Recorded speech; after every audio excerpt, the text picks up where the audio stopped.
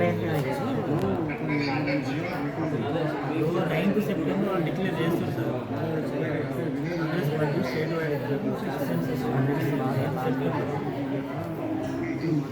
Preparing ఇది చేస్తారు.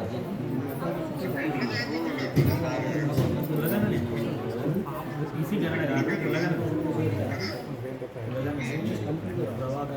OBC lawyers అని ఒకసారి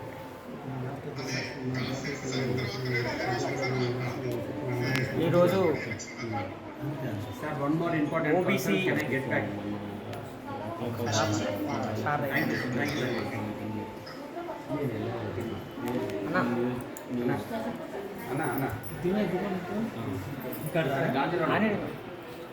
వాయిస్ ఇవ్వాలి. మీరు ఒక వాయిస్ నేను ఒక వాయిస్ ఇచ్చి సోషల్ మీడియాలో ఈరోజు గాంధీ ఆసుపత్రిలో బీసీ కుల జనగణన చేపట్టాలని, కామారెడ్డి డిక్లరేషన్ని అమలు చేయాలని డిమాండ్ చేస్తూ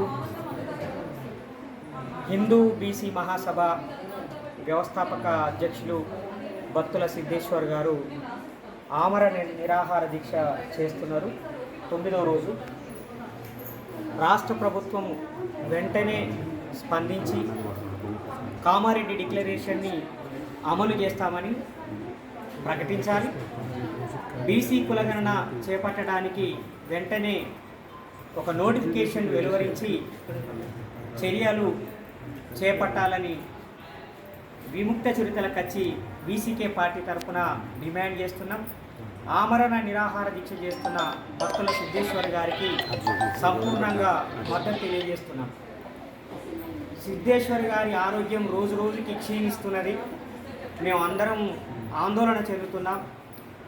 రాష్ట్రంలో ఉన్న ఓబీసీలు, ఎస్సీలు, ఎస్టీలు, ప్రజాస్వామికవాదులందరూ తీవ్రమైన ఆందోళనలో ఉన్నారు.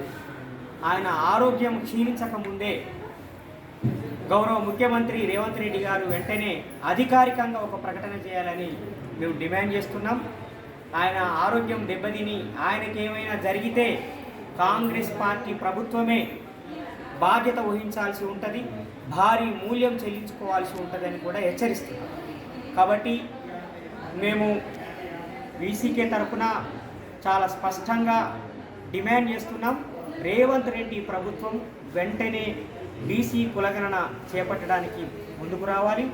అట్లాగే కామారెడ్డి డిక్లరేషన్లో చెప్పినట్టుగా 42% రిజర్వేషన్, ఓబీసీ రిజర్వేషన్ పెంచుతూ తక్షణమే చట్టం చేయాల్సిందిగా కూడా మేము డిమాండ్ చేస్తాము. అదేవిధంగా సిద్ధేశ్వరంలో చేస్తున్న ఈ దీక్షకి మద్దతుగా తెలంగాణ నుండి నలుమూలల నుండి పెద్ద ఎత్తున సంఘీభావం తెలుపుతూ ఆందోళన కార్యక్రమాలు చేపట్టాలని కూడా పిలుపునిస్తున్నాం. హైదరాబాద్ నడిబొడ్డునున్న గాంధీ ఆసుపత్రిలో ఈ దీక్ష కొనసాగుతున్నది.